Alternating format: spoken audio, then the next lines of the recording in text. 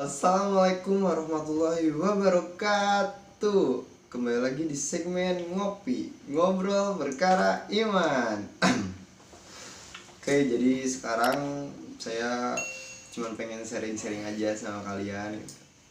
Saya pengen ngejawab satu pertanyaan dari sahabat surga kita. Jadi kemarin tuh ada yang nge-DM ke saya, ngasih pertanyaan, dan saya mau coba jawab di sini.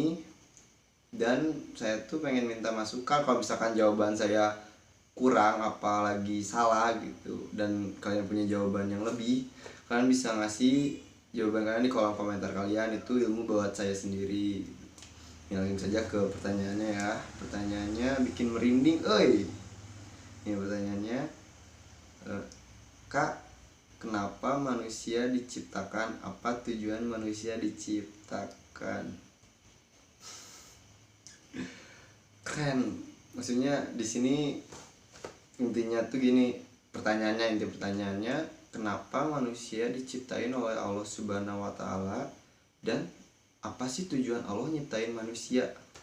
Pertanyaannya gitu. Emang kadang saya juga suka bingung, emang kita itu di dunia itu buat apaan sih gitu?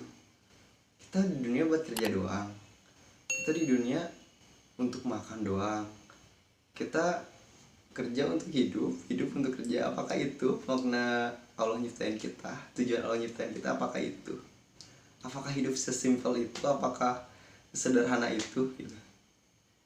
Jadi ada pembahasannya di surat Az-Zariyat ayat 56 yang bunyinya, wa ma khalaqtul jinna wal insan illa liya'budun.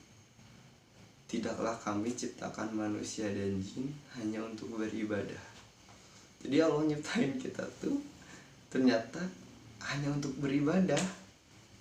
Kita garis bawahin, tidaklah aku ciptakan jin dan manusia hanya untuk beribadah.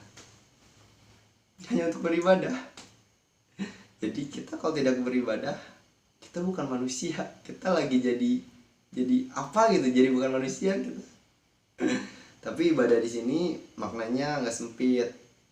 Makna ibadah tuh adalah taat kepada perintah Allah, menjalankan perintah Allah dan menjauhi larangannya. Kayak lagu Ungu gitu. Menjalankan segala perintahmu, menjauhi segala larangan. Kayak lagu Ungu gitu. Jadi ibadah di sini tuh bukan diem di masjid 24 jam, bukan ngaji 24 jam, baca Quran 24 jam. Itu bukan makna ibadah sebenarnya. Sebenarnya tuh makna ibadah itu 24 jam yang waktu yang kita punya, kita itu untuk taat kita kepada Allah gitu. Dan ya Allah nggak nyiptain manusia doang, Allah nyiptain burung, Allah nyiptain hewan-hewan yang lain lah. Tapi beda ibadah kita sama hewan lain. Karena apa? Karena kita tuh lahir ke dunia ini tuh dikasih potensi mata, penglihatan, dan hati. Jadi ibadah kita tuh lebih spesifikasi. Sebenarnya kalau kalian tahu, ketika burung-burung mengepakkan sayapnya, itu mereka sedang bertasbih kepada Allah Subhanahu wa taala. Itu cara mereka untuk beribadah kepada Allah Subhanahu wa taala. Sebenarnya mereka tuh lebih taat daripada kita gitu. Kita mah kan masih kadang turun larangan minum khamar, kita masih suka minum gitu. Kita disuruh sholat, kita masih jarang sholat. Kita manusia masih kurang taat gitu. Kita masih kalah taat daripada hewan gitu. Makanya Allah juga berfirman dalam surat Al-A'raf ayat 179.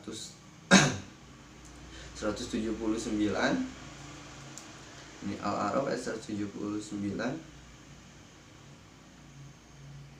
Dan sungguh akan kami isi neraka jahanam banyak dari kalangan jin dan manusia. Jadi nauzubillahi min dzalik ya, semoga kita gak masuk dalam golongan tersebut. Jadi ntar tuh di neraka jahanam tuh banyak golongan jin dan manusia. Yang apa nih? Yang mereka memiliki hati tetapi tidak dipergunakan untuk memahami ayat-ayat Allah. dan mereka memiliki mata tetapi tidak dipergunakan untuk melihat tanda-tanda kekuasaan Allah, dan mereka mempunyai telinga tapi tidak dipergunakan untuk mendengar ayat-ayat Allah. Mereka seperti hewan ternak, bahkan lebih sesat lagi. Mereka itulah orang-orang yang lengah. Nauzubillahimindzalik. Jadi ada manusia yang derajatnya lebih rendah daripada hewan ternak. Hewan ternak apaan sih? Ayam. Kita derajatnya lebih rendah daripada ayam. Apaan coba? Tikotok. Nauzubillahimindzalik. Jadi kita tuh harus menggunakan potensi yang dikasih oleh Allah tuh sebaik mungkin, karena kita tuh manusia. Kita tuh pasti dipertanggungjawabkan semasa hidup kita di dunia, pasti diminta pertanggungjawaban oleh Allah Subhanahu wa taala. Jadi kita harus tahu dulu Allah tuh nyiptain kita tuh kenapa, dan Allah tuh udah ngasih potensi ke kita. Gak mungkin lah Allah zolim ngasih tugas ke manusia tapi tidak ngasih potensi yang biar manusia itu bisa ngerjain tugas itu. Kita udah dikasih mata, kita udah dikasih telinga, kita udah dikasih hati. Itu potensi yang luar biasa. Itu potensi internal lah. Eksternalnya mungkin kemampuan kita. Pokoknya kita harus mempergunakan potensi-potensi yang Allah berikan itu sebaik mungkin. Dan Allah menciptakan manusia itu ada dua materi. Yang pertama jasad, yang kedua ruh. Semua makhluk hidup punya itulah, punya jasad sama ruh. Tapi ini nih, jasad kita tuh diciptakan taat kepada Allah. Itu taat mutlak lah kepada Allah. Jasad kita tuh seperti mata, hidung, pipi, gigi, itu jasad kita. Jasad kita itu taat banget kepada Allah. Nih bukti ketaatan jasad kepada Allah, dia nggak pernah lepas dari tugasnya lah. Nih hidung nggak pernah ingkar, dia nggak pernah manjangin walaupun 1 mili 1 senti, dia nggak pernah manjangin. Dan nih rambut dia tahu rambut mana yang numbuh gitu. Sekarang rambut kepala dia manjangin, tapi alis kita dia nggak pernah manjangin. Kebayangkan kalau alis kita suatu saat dia taat kepada Allah Subhanahu wa taala, alis kita udah manjang, ada barbershop alis gitu kan. Enggak gitu, jasa gitu emang udah taat banget kepada Allah gitu. Nah, kenapa kita bisa sesat atau kita bisa masuk neraka tuh karena apa? Karena ruh kita ya emang nggak taat kepada Allah Subhanahu wa taala. Kadang nggak taat kepada Allah Subhanahu wa taala. Jasad ini tuh gimana ruh nuh, mau gimanain jasad nurut aja. Dia nggak pernah nolak keinginan si ruh. Nah ini gimana kita mau bawa jasad kita kemana sih?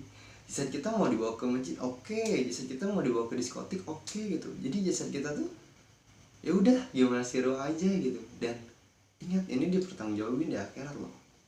Dan udah di akhirat si jasad-jasad ini yang jadi saksi. Ntar tangan yang ngomong pernah dibawa kemana aja, si kaki ngomong dia melangkah kemana aja gitu. Jadi gunainlah potensi yang Allah berikan itu sebaik-baik mungkin, karena itu dipertanggungjawabkan sekecil apapun itu jawaban. Semuanya dipertanggungjawabkan. Telinga kita dipertanggungjawabkan untuk telinga kita selama hidup di dunia untuk ngedengerin apa aja sih. Kita kebanyakan ngedengerin ilmu Allah apa ngedengerin gosip-gosip sih, itu yang dipertanggungjawabkan. Dan si jasad tanpa ruh itu bukan manusia, itu orang yang meninggal. Coba aja nih, kalian kalau nggak percaya, cubit sekenceng-kencengnya orang yang sudah meninggal. Apakah dia kesakitan? Enggak. Karena yang kesakitan itu ruh kita. Apakah orang yang meninggal ketika kita gelitikin dia geli? Enggak. Karena yang merasakan itu semuanya hanyalah ruh kita gitu. Dan ntar yang disiksa di akhirat pun kelak ruh kita. Makanya kita sekarang harus sadar tugas kita apa, kita gunain jasad kita untuk hal kebaikan, karena ini bakal diminta pertanggungjawabannya. Kita harus iman ya kepada hari akhir. Dan mungkin segitu jawaban dari saya untuk sahabat surga. Ntar kalau ada kata-kata yang kurang atau misalkan jawabannya kurang puas, bisa lanjut di kolom komentar. Dan untuk kalian-kalian juga yang punya jawabannya gitu, kenapa manusia diciptakan dan apa tujuan manusia, bisa masukkan di kolom komentar gitu. Karena konten ini tuh untuk pembelajaran lah, untuk belajar semua gitu. Saya ngebuat konten itu bukan ingin ngajarin kalian Islam, enggak. Saya tuh ingin belajar Islam justru gitu. Saya tuh pengen belajar Islam bersama-sama lewat media ini gitu. Toh ketika saya ngomong, telinga siapa yang paling dekat? Telinga saya loh. Telinga saya yang paling dekat. Jadi ketika saya ngomong, yang ketampar duluan tuh saya gitu. Jadi di sini kita sama-sama lah belajar agama Islam. Semoga kita terus bisa bareng-bareng di janahnya Allah. Amin ya Allah ya Rabbal alamin gitu. Enak kan gitu, kita ngumpul nggak di dunia doang gitu, kita ngumpul di akhirat juga gitu. Jadi mungkin sekian jawaban yang bisa saya berikan. Mohon maaf bila ada salah-salah kata, kebodohan viewer dari saya. Kalau ada kelebihan itu atas izin Allah Subhanahu wa taala. Selamat jumpa di konten selanjutnya. Assalamualaikum warahmatullahi wabarakatuh.